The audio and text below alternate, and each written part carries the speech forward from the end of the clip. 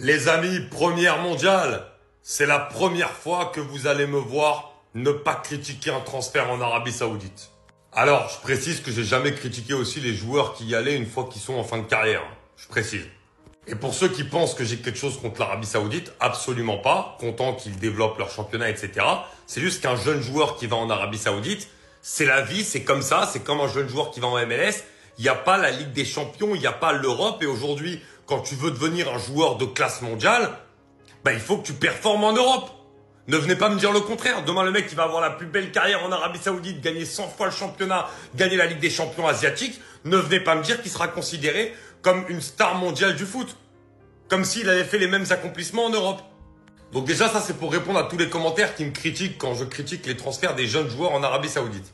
Maintenant, concernant Kingsley Coman, en fait, est-ce qu'on attend qu'il parte en Arabie Saoudite pour dire que sa carrière est un peu un gâchis? Parce que, je vais vous dire très honnêtement, moi, Kingsley Coman, à son prime, c'est un top joueur. C'est un monstre.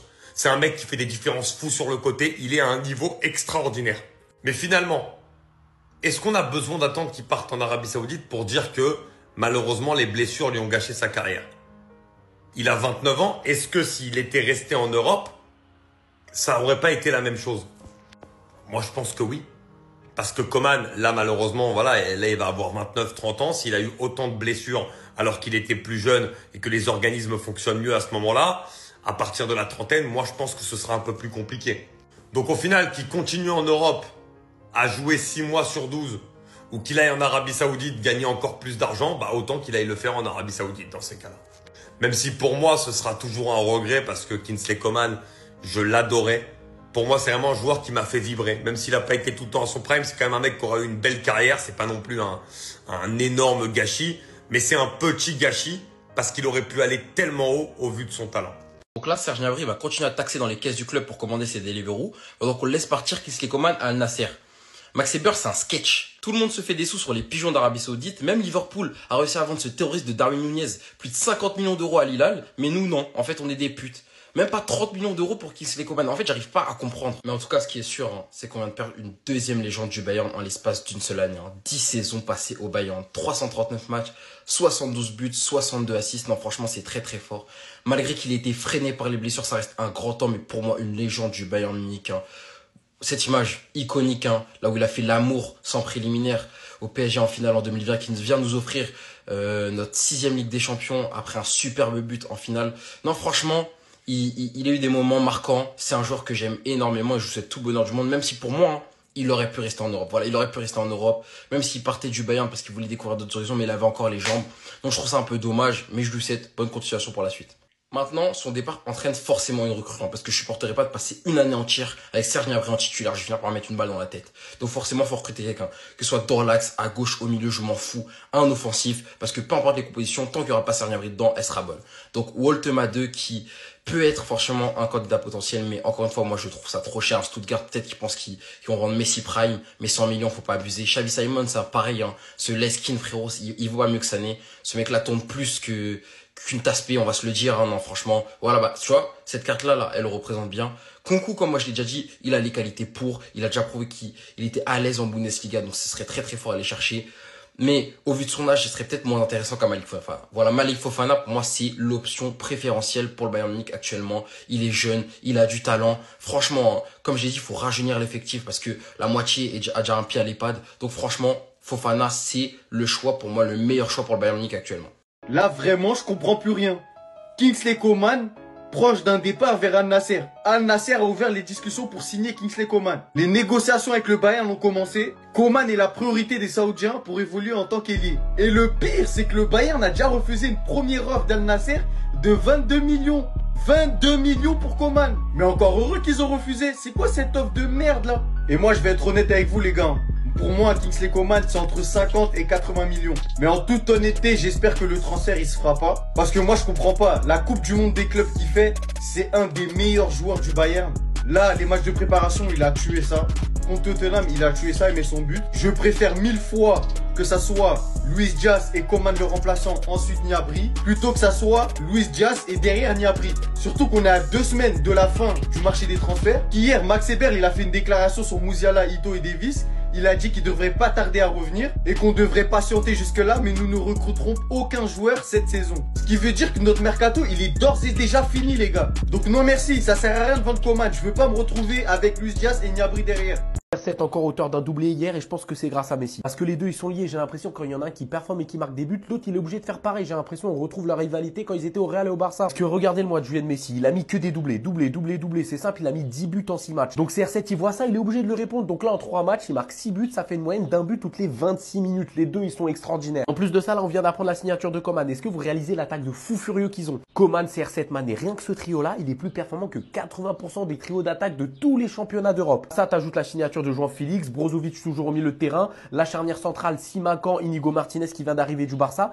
Ils sont parés pour peut-être gagner enfin le championnat. Surtout Coman, c'est le porte-bonheur, il gagne tout le temps les championnats partout où il passe. Mais par contre, je ne crierai pas victoire trop vite parce que certes, El Nasser, ils ont une vraie attaque, mais en défense, ils n'arrivent pas à la cheville d'Al Hilal. Ils ont Théo Hernandez qui viennent de signer, Cancelo, Koulibaly, Okaj, Bounou. Et on le sait très bien, pour gagner sur du long terme un championnat, il faut avoir une vraie défense, un vrai gardien. Et honnêtement, El Nasser là-dessus, ils sont en retard. Ils ont une vraie attaque, mais derrière, c'est pas encore ça. Donc toi, dis-moi dans les commentaires si tu penses qu'El Nasser, avec cette équipe, ils peuvent gagner le championnat. À 29 ans, Kingsley Coman rejoint Al Nasser. Après 10 ans passés au Bayern Munich où il a tout gagné, 9 fois champion d'Allemagne et une Ligue des Champions en étant le bourreau du PSG en finale.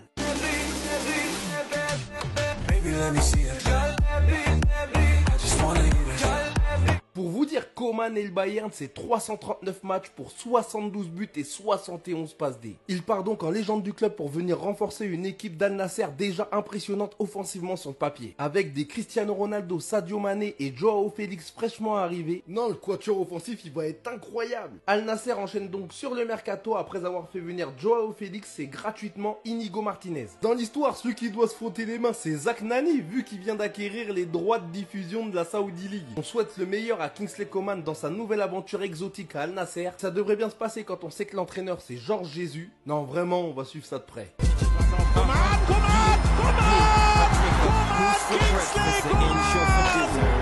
Al Nasser, ils vont jamais s'arrêter. Kingsley Coman va signer à Al Nasser.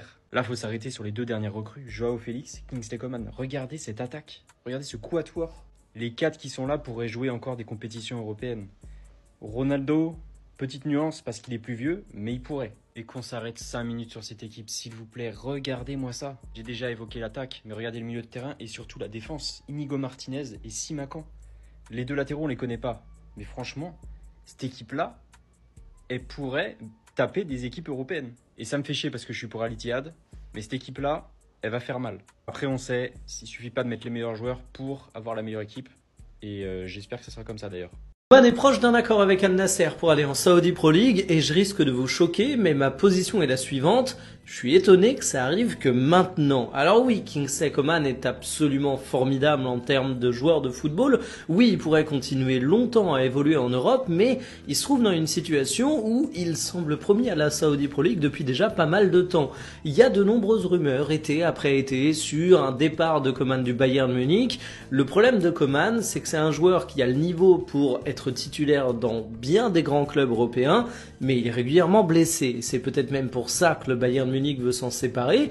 Et du coup, au moment de faire venir Coman quand t'es un grand club, tu te dis, ok, je le fais venir en tant que titulaire, mais je sais que je pourrais pas compter sur lui à tous les matchs. Je le fais venir en tant que remplaçant, mais ça coûte cher en termes de salaire et ça fait un peu flipper le numéro 1.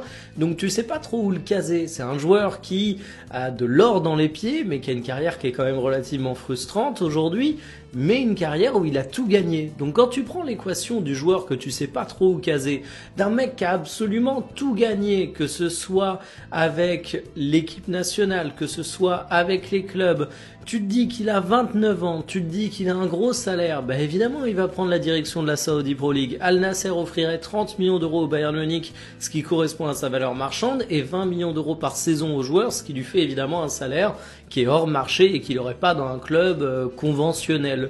Donc franchement pour Kingsley Coman, bah je me dis qu'il doit être un peu fatigué de toutes ces blessures, que le mec il n'a plus rien à prouver, il a commencé le football professionnel avec le Paris Saint-Germain en match officiel à ses 16 ans, donc va kiffer ta retraite dorée mec, même pour l'équipe de France de toute façon ça semble s'éloigner un petit peu. Du côté d'Al Nasser on fait un gros mercato et on va pouvoir aligner une attaque de folie. Cristiano Ronaldo en pointe, Sadio Mané à gauche, Joao Félix au centre et Kingsley Coman à droite, excusez-moi du peu. Les gars, Kingsley Coman va rejoindre Cristiano Ronaldo dans sa quête aux 1000 buts. Il rejoint donc le club d'Al Nassr pour tenter de gagner le championnat qui leur fuit depuis quelques temps. Que Kingsley Coman se tienne prêt. À Al Nassr, il n'arrive même pas à battre le 6e de Ligue 2 espagnol. Oui, vous avez bien entendu, il n'arrivera pas à battre le 6e de Ligue 2 espagnol. À 29 ans, c'est un choix qui m'a un petit peu étonné, mais après, j'ai envie de dire, Kingsley Coman, il avait commencé sa carrière très jeune, donc va prendre du plaisir, de l'argent et du soleil. Ce qui veut dire aussi que le Bayern de Munich perd encore un ailier. Ça va être difficile parce que sur ce marché, ils se sont cassés les dents sur Barcola, ils se sont cassés les dents sur Nico Williams. Ils ont réussi à avoir Luis Diaz, que j'ai trouvé assez cher, mais au vu du marché actuel, c'est pas non plus surprenant. Qui vont-ils prendre avec les 30 millions qu'ils viennent d'acquérir? Si j'étais le Bayern, j'aurais peut-être cassé la tirelire sur Barcola, mais la réalité, c'est que Barcola, pour jouer à droite, c'est pas fameux. Qu'est-ce que vous voyez, vous, les fans du Bayern, pour remplacer Coman? Non les gars, c'est pas possible. La Saudi Pro League, ils sont en train de niquer le football les gars, c'est pas possible. Here we go, Kingsley Coman signé à Al Nassr. C'est pas possible les gars.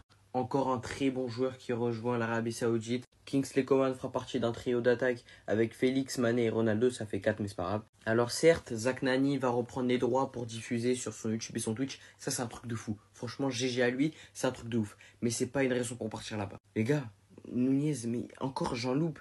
Mais il y en a plein. Il y en a plein, ils partent là-bas juste pour l'argent. Tu vois, Ronaldo, il est parti, il est en fin de carrière, c'est logique, il est là que pour l'argent. Coman, il a 29 ans, il a encore un petit peu de temps devant lui. Joao Félix, 25 ans. Et après, on a ceux qui sont plus âgés, qui sont là pour la fin de leur carrière. Mané, 33 ans et Ronaldo, 40 ans. Mais Félix et Coman, pourquoi faire? Félix, un potentiel gâché, il a été un énorme potentiel. Il a été élu Golden Boy en 2019, si je ne me trompe pas. Potentiel gâché. Coman, 29 ans, il avait encore des saisons devant lui, il avait encore du temps de jeu devant lui. C'est finito, il est Al Nassr, c'est finito. Je sais pas si on se rend compte, mais l'Arabie Saoudite est en train de tuer le football. Fabrizio Romano, here we go.